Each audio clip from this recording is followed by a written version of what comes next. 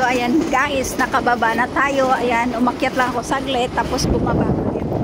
Super mahangin po siya. Ayan, mahangin. So dito tayo dadaan para hindi masyadong mahangin.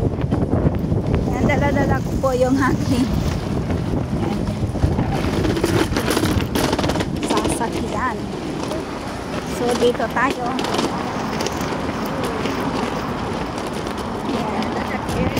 Maganda na yung aking mukha. Hindi na siya pula. So gustong gusto talaga niya na malamig.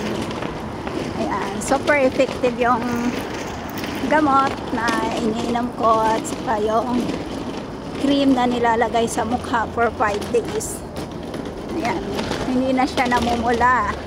Lumalabas na yung tunay na. Ganun daw talaga yon, sabi ng doktor. Yung minsan daw may magkaka-allergy daw yung ating mukha. So kaya pala ako hindi po ako makatulog noon at 3 AM nagigising po ako kasi nangangati yung aking mukha. So now okay na siya. Ayan, pretty na uli si Intay. Super sad ako noon nung nakarang kasi yung mata ko namamaga, yung mukha ko super magang-maga, tapos pulang-pula. So nahihiya ako na lumabas. Pag nagmask naman ako, super sakit yung mask. So ngayon, ayan, diba, super pretty na si Inday. No need na ng makeup kasi na para tayong nagmaxipil. Tinatanggal niya yung ng mukha, yung dry skin. Ayan. Ayan, tara na po. So tatawid tayo. Dala-dala ko po yung ating lagayan ng mga bag ng aking alaga kasi iniwan ko yung bag kanina kasi tinakbo namin yung MTR. Tinakbo ko po yung MTR para ihatid yung isa kong alaga sa Chimchachoy. So ang layo ng aking napuntahan, no, di ba? Super layo. Laging nasa labas si Inday. So sa labas malamig. So ayan. Laging nakaganyan si Inday. Kaya sa labas, dito sa labas super lamig ko. Kailangan yung medyas ko hanggang tuhod.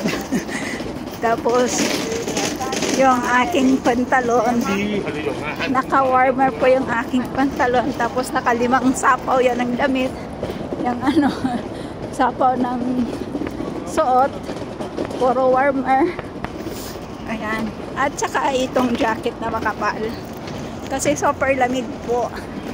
Lalo na pag umaga at sa gabi. Kagaya ngayon. Tapos sinasabayan pa ng mahangin. So ayan. So yan lang guys. Thank you so much for watching. Ayan. So tatawid ulit tayo para ayan, malapit na tayo sa Thank you so much for watching guys. Ayan. Sa mga followers at viewers ko, maraming salamat po. At sa mga hindi pa nakapag-subscribe sa aking YouTube channel, please subscribe nyo po yung aking YouTube channel. Thank you so much guys. God bless you all. Ayan.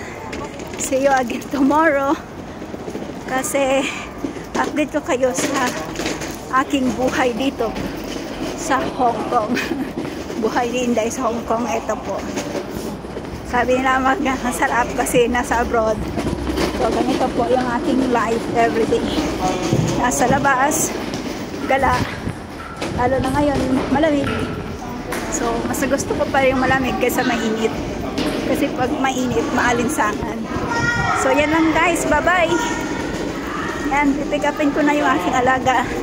Nandito na ako sa kanilang tutor class. So yan, nandito na tayo. So ayan, nandito na tayo. So bye-bye na.